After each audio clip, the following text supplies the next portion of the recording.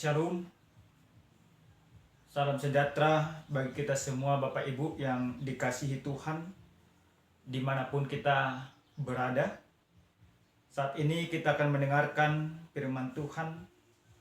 Oleh karena itu kita mempersiapkan hati kita bersatu dalam doa. Ya Tuhan kami, Tuhan yang maha baik, urapi kami dengan Roh Kudus-Mu, supaya ketika kami mendengarkan firman-Mu, kami dapat mengerti dan memahaminya. Terima kasih Bapa. Dalam nama Yesus kami berdoa. Amin. Adapun sabda Tuhan yang akan menyapa kita pada saat ini, yang tertulis dalam kitab Keluaran pasal 15 ayat 19 sampai dengan 21. Demikian firman Tuhan, mari kita sama-sama membacanya. Ketika kuda Firaun dengan keretanya dan orangnya yang berkuda telah masuk ke laut, maka Tuhan membuat air laut berbalik meliputi mereka. Tetapi orang Israel berjalan di tempat kering dari tengah-tengah laut. Lalu Miriam, nabiah itu saudara perempuan Harun, mengambil rebana di tangannya, dan tampillah semua perempuan mengikutinya memukul rebana serta menari-nari. Dan menyanyilah Miriam memimpin mereka. Menyanyilah bagi Tuhan sebab ia tinggi luhur. Kuda dan penunggangnya dilemparkannya ke dalam laut. Sampai di sana pembacaan kebenaran firman Tuhan. Bapak Ibu yang dikasihi oleh Tuhan kita Yesus Kristus dimanapun kita berada. Seorang yang bernama John Newton merasakan bagaimana pertolongan dan penyertaan Tuhan dalam hidupnya. Pada saat itu di tahun 1748, John Newton melakukan sebuah perjalanan berlayar menuju Inggris. Yang dilakukan John Newton adalah menjual budak kulit hitam kepada kulit putih. Namun ketika di dalam sebuah pelayaran itu, datang sebuah badai yang begitu luar biasa, yang hampir menghanyutkan, menenggelamkan kapal mereka. Maka dengan penuh ketakutan, penuh keputusasaan, John Newton berdoa kepada Tuhan supaya Tuhan melepaskan mereka dari badai itu. Apa yang terjadi? Lewat doa yang sungguh-sungguh disampaikan John Newton, maka badai pun berlalu. John Newton merasakan inilah pertolongan Tuhan. Perjumpaan Newton dengan Tuhan di dalam situasi yang begitu mencekam membuat dia berubah, membuat dia terpanggil untuk melayani Tuhan. Dan pada saat itu dia menciptakan sebuah lagu yang menggambarkan bagaimana pertolongan Tuhan ke dalam kehidupannya, yaitu lagu Amazing Grace atau Ajab Benar. Di dalam lagu yang diciptakan John Newton menggambarkan anugerah Tuhan yang begitu luar biasa dalam kehidupannya. Penyertaan Tuhan yang mengubah kehidupannya. Kasih karunia Tuhan yang menyelamatkan hidupnya. Lewat sebuah peristiwa itu, dia mempersaksikan kebaikan Tuhan yang benar-benar nyata dalam kehidupannya. Nah, Bapak Ibu yang dikasihi oleh Tuhan kita Yesus Kristus, dalam kebenaran firman Tuhan yang menjadi khotbah kita pada saat ini, hal yang sama juga dirasakan oleh orang Israel. Bagaimana Allah menyelamatkan bangsa itu dari penindasan Firaun yang tidak pernah mereka bayangkan keselamatan akan menyertai mereka. Kelepasan akan menjadi bagian daripada mereka. tidak pernah terpikirkan oleh mereka. Tapi oleh karena pertolongan Tuhan, luar biasa keselamatan itu yang membuat mereka bersyukur kepada Tuhan. Ketika di malam hari melewati gurun, Tuhan sediakan tiang api supaya mereka tidak kedinginan. Ketika di siang hari, Tuhan sediakan tiang awan supaya mereka tidak kepanasan. Bahkan ketika mereka sampai di Laut Merah atau Laut Teberau, orang-orang Mesir dengan kereta-keretanya, dengan senjata-senjatanya hampir menangkap mereka. Namun apa yang terjadi? Tuhan sekali lagi melepaskan bangsa itu. Tuhan menyelamatkan mereka. Lewat laut itu yang membentang di hadapan mereka, Tuhan izinkan mereka melaluinya. Justru laut itu yang harusnya dipikirkan oleh orang Israel membinasakan, tapi justru orang Mesir yang dibinasakan di sana. Nah, kemenangan, kelepasan, keselamatan yang begitu luar biasa yang dilakukan oleh Tuhan kepada bangsa itu membuat bangsa itu bersuka cita dalam kehidupan, membuat mereka bernyanyi, membuat mereka mempermuliakan Tuhan. Maka perikop ini jelas dikatakan nyanyian Musa dan Israel. Bagaimana Musa dan Israel mereka bersorak-sorai, bernyanyi, mempermuliakan Tuhan, mempersaksikan akan kebaikan Tuhan yang mereka terima dalam kehidupan mereka.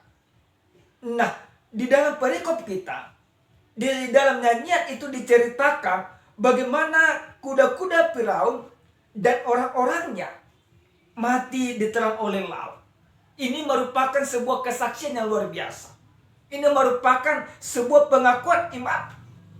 Di dalam nyanyian yang mereka nyanyikan, menceritakan akan kebaikan dan pertolongan Tuhan. Maryam beserta dengan perempuan-perempuan Israel menyanyikan akan kebaikan dan kemahakuasaan Allah. Lalu Bapak Ibu yang dikasih oleh Tuhan kita Yesus Kristus, jika firman ini sampai kepada kita pada saat ini dengan tema bernyanyilah bagi Tuhan, bagaimana kita di zaman sekarang ini menyanyikan akan kebaikan Tuhan? Atau adakah di dalam kehidupan kita masih mempersaksikan kebaikan Tuhan?